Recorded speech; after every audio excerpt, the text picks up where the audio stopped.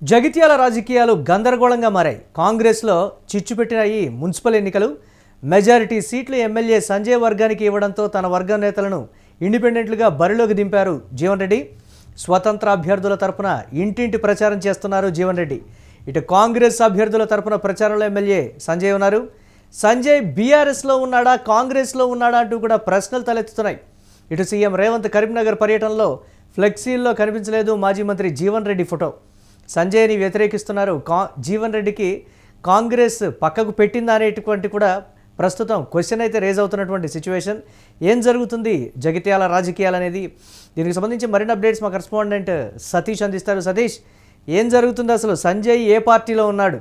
Whip జారీ చేస్తే మాత్రం నేను బీఆర్ఎస్కే మద్దతు ఇస్తాను, బీఆర్ఎస్కి వైపే నేను ఇప్పటికీ ఎమ్మెల్యేగా ఉన్నానని చెప్తున్నప్పటికీ కూడా కాంగ్రెస్ అభ్యర్థుల తరఫున సంజయ్ చేయడం, అధిష్టాన నిర్ణయాన్ని కూడా ధిక్కరించి జీవన్ రెడ్డి, సీనియర్ నేత అయినటువంటి జీవన్ రెడ్డి తన వర్గాన్ని ఇండిపెండెంట్గా నిలబెట్టి వారి తరఫున ప్రచారం చేస్తున్నారంటే ఏం జరుగుతుంది? దీనికి సంబంధించి జగిత్యాల రాజకీయాలని అధిష్టానం, తెలంగాణ శాఖకు సంబంధించినటువంటి అధిష్టానం పక్కన పెట్టిందా ఏంటి? జీవన్ రెడ్డికి సంబంధించి ఎలా చూడాలంటారు ఈ పరిణామాన్ని?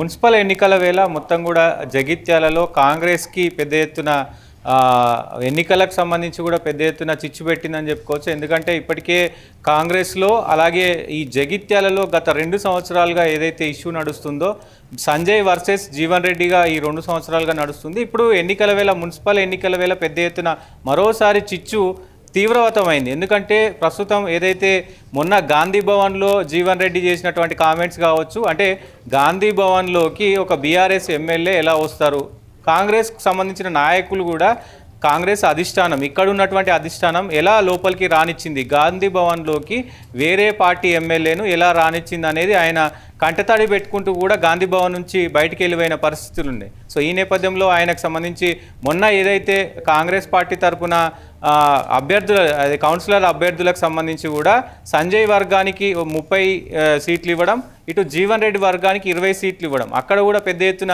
చర్చనీయాంశంగా మారింది. దాంతో మొత్తం కూడా ఇక్కడ అంటే కాంగ్రెస్ పార్టీని గెలిపియాలనుకుంటున్నారా లేకపోతే ఏం చేయాలనుకుంటున్నారా అంటూ కూడా ఆయన విమర్శించిన పరిస్థితి ఉంది. జీవన్ రెడ్డి వర్సెస్ కాంగ్రెస్ కాకుండా జీవన్ రెడ్డి వర్సెస్ ఎమ్మెల్యే సంజయ్ కుమార్గా మారింది. దీంట్లో ఈరోజు పెద్ద ఎత్తున ఏదైతే సీఎం రేవంత్ రెడ్డి కరీంనగర్లో, జగిత్యాలలో పెద్ద ఎత్తున మీటింగ్ పెట్టారు. సో అక్కడ ఏదైతే ఈ సభలో కూడా జీవన్ రెడ్డి ఫోటో ఎక్కడా కూడా లేదు. సో ముఖ్యంగా ఈ సభకి అంటే కాంగ్రెస్ పార్టీ ప్రతిష్టాత్మకంగా మొత్తం కూడా జిల్లాలన్నీ తిరుగుతూ ఉంది. దాంట్లో భాగంగానే ఈరోజు మీటింగ్లో భాగంగా కరీంనగర్కి సంబంధించి మీటింగ్లో భాగంగా మరి ఎక్కడా కూడా జీవన్ రెడ్డి ఫోటో లేకపోవడం, ఈ సభకి జీవన్ రెడ్డి వెళ్ళకపోవడం ఒకవైపు, దాంతోపాటుగా సంజయ్, బీఆర్ఎస్కి సంబంధించినటువంటి ఎమ్మెల్యే సంజయ్ మరి ఆ సభలో పెద్ద ఎత్తున అందరి ముంగట కూడా మొత్తం ఆ సభలో రేవంత్ రెడ్డి మాట్లాడతాం కావచ్చు, మొత్తం కూడా కాంగ్రెస్ నాయకుల మధ్య కూడా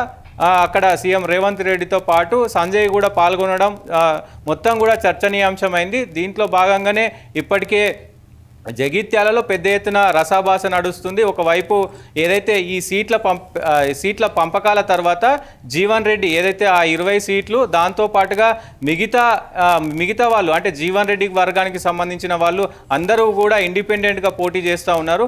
ఆయన కాంగ్రెస్కు సంబంధించిన క్యాండిడేట్లకు ఎక్కడ కూడా ఆయన సపోర్ట్ చేయట్లేడు. ముఖ్యంగా ఆయనకు సంబంధించినటువంటి రెబల్స్ అభ్యర్థులు ఎవరైతే ఉన్నారో వాళ్ళ ప్రచారంలోకి వెళ్తున్నాడు తప్ప ఇక్కడ ఒకవైపు కాంగ్రెస్ అభ్యర్థులకు 20 మందికి, ఆయనకు ఎవరైతే 20 మందికి సీట్లు ఇచ్చారో వాటి ప్రచారంలో, అలాగే ఈయన సపరేట్గా కొంతమంది ఈయనకు సంబంధించినటువంటి వర్గం ఏదైతే ఉందో వాళ్ళకి ఇండిపెండెంట్గా సపోర్ట్ చేస్తూ ఉన్నారు, వాళ్ళ ప్రచారానికి వెళ్తూ ఉన్నారు. కానీ ఇక్కడ మరొక వైపు కాంగ్రెస్ ఏదైతే ఇంకొక 30 మందికి ఇచ్చిందో దాంట్లో భాగంగా సంజయ్ కాంగ్రెస్ పార్టీ కాంగ్రెస్ తరపున సంజయ్ ఒకవైపు ప్రచారం చేస్తూ ఉన్నారు.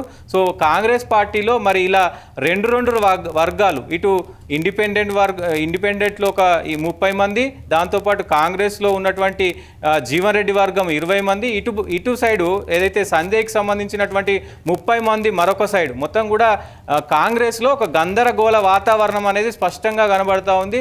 దీనికి సంబంధించి రాజకీయ వర్గాల్లో కూడా పెద్ద ఎత్తున చర్చనీయాంశంగా మారింది. నిన్న ఏదైతే జీవన్ రెడ్డి ఒక మీటింగ్లో మాట్లాడుతూ కూడా చాలా సతీష్, ఒకసారి జగిత్యాల రాజకీయ ముఖ చిత్రాన్ని మనం విజువల్ రూపంలో ఒకసారి చూసే ప్రయత్నం చేద్దాం.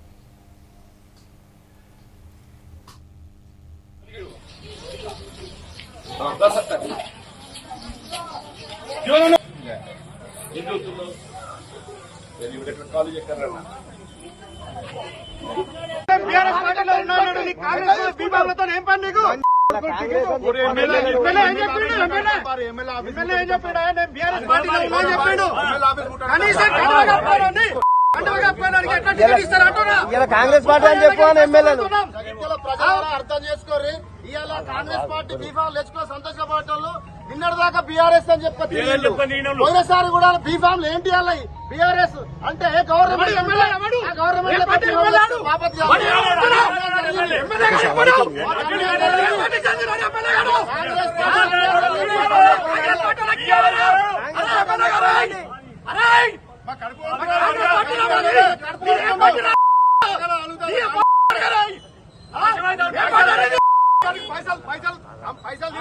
టికెట్లు అమ్ముకుంటారు ఎమ్మెల్యే నువ్వు కాంగ్రెస్ పార్టీ జెండా ఎన్ని రోజుల నుంచి మోస్తున్నాం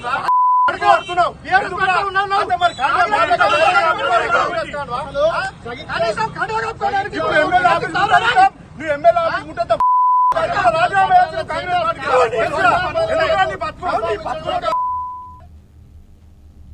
సో అది జీవన్ రెడ్డి వర్గం చెప్తున్నటువంటి మాట. ఇటు సంజయ్ కూడా ముఖ్యమంత్రి సభలో నేరుగా స్టేజీ మీద పాల్గొన్నారు అనంటే ప్రభుత్వ కార్యక్రమం కాదు, దీనికి సంబంధించి పార్టీ పరమైనటువంటి అంశానికి సంబంధించి కూడా పాల్గొన్నటువంటి పరిస్థితి. మరేమో బీఆర్ఎస్ పార్టీలోనే ఉన్నాను, విప్ జారీ చేస్తే మాత్రం డెఫినెట్గా బీఆర్ఎస్కే మద్దతు ఇస్తానని చెప్తున్నప్పటికీ కూడా సో ఈ విధంగా ఉంది రాజకీయ ముఖ చిత్రం. ఎందుకు అధిష్టానం పట్టించుకోవట్లేదు అంటే కేంద్ర నాయకత్వంతో కూడా నిత్యం టచ్లో ఉండగలిగినటువంటి వ్యక్తి జీవన్ రెడ్డి. మరి అటువంటి నేత విషయంలో కూడా అంటే జీవన్ రెడ్డి ముందుగానే ఇన్ఫామ్ చేశారు, నా వర్గాన్ని నేను ఇండిపెండెంట్గా నిలబెడుతున్నానని చెప్పిన తర్వాతే దీనికి సంబంధించి ఆయన కార్యాచరణ మొదలుపెట్టారనేటువంటి అంశం.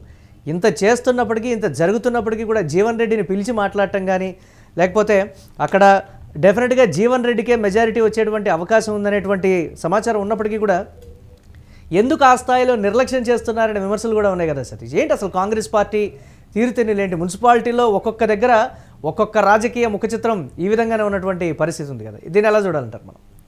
అయితే ముఖ్యంగా ఏదైతే మనం ఇందాక విజువల్స్లో చూసిన దాన్ని బట్టి చూస్తే సగటు కార్యకర్త అంటే వీళ్ళు దాదాపు 20 సంవత్సరాల నుంచి 30 సంవత్సరాల నుంచి సో అదే అధికారంలో ఉన్నా అధికారంలో లేకపోయినా కాంగ్రెస్ పార్టీ కోసం, కాంగ్రెస్ గుర్తు కోసం, కాంగ్రెస్ కోసం కష్టపడ్డ కార్యకర్తలు వీళ్ళంతా. సో వాళ్ళ ఆవేదన ఇదంతా. సో మీరు ఆ విజువల్స్లో చూస్తే కనుక ఎంత ఆవేదనతో మాట్లాడుతున్నారో అర్థం చేసుకోవచ్చు.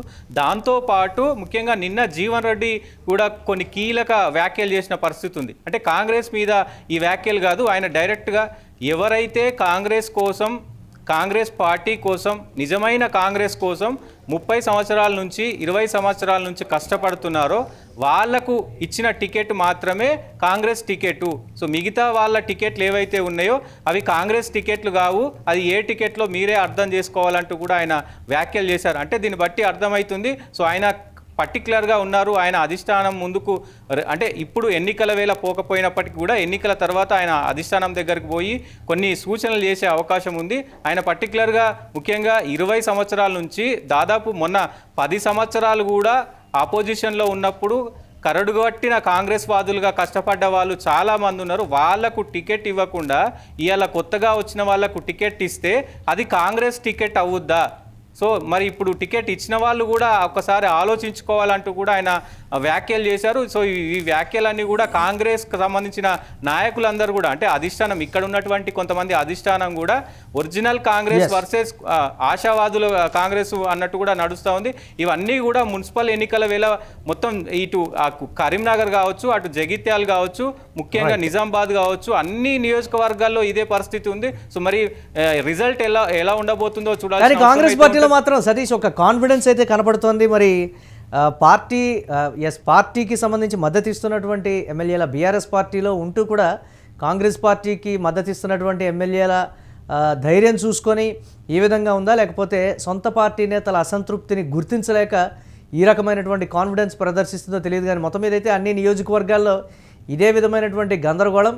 వలస కాంగ్రెస్ ముందు నుంచి ఉన్నటువంటి అసలైనటువంటి కాంగ్రెస్ నేతల మధ్య ఈ గందరగోళం అయితే నెలకొంది. చూడాలి జగిత్యాల రాజకీయాల్లో ఉన్నటువంటి గందరగోళం తొలగిపోతుందా, లేకపోతే దీనికి సంబంధించి రిజల్ట్స్ తర్వాతే మనం ఎలాంటి పరిణామాలు ఉంటాయి.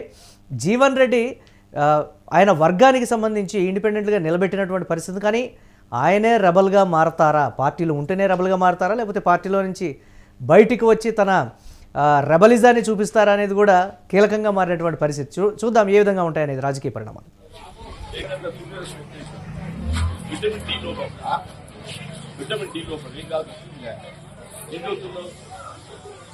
బీఆర్ఎస్ పార్టీలో ఉన్నాడు, నీ కాంగ్రెస్ బీఫామ్లతో ఏం పని నీకు? ఎమ్మెల్యే ఏం చెప్పిండు? ఎమ్మెల్యే ఏం చెప్పిండు? నేను బీఆర్ఎస్ పార్టీలో ఉన్నా అని చెప్పిండు.